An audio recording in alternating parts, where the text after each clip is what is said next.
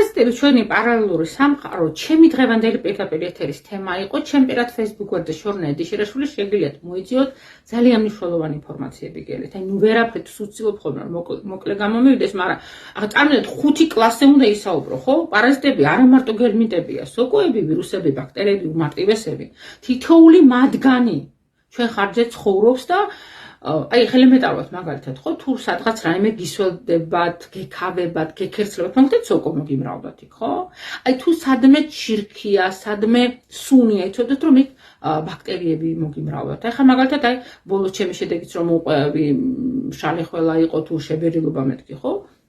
დავიწყე ანტიგელმენტური წმენდა მათ შორის ხარ სრულფასოვან პრინციპში და ხელაც წავიდა და ვატყობ რომ შებერილობაც არ მაქვს, იმიტომ რომ მათი გამოვლინება იყო და მე ახლა 5 კლასის არიან და მხოლოდ მაშინ შეიძლება ჩაითვალოს ანტიპარაზიტულ წმენდას სრულფასოვნად, როცა 5-ვეზე მუშაობს.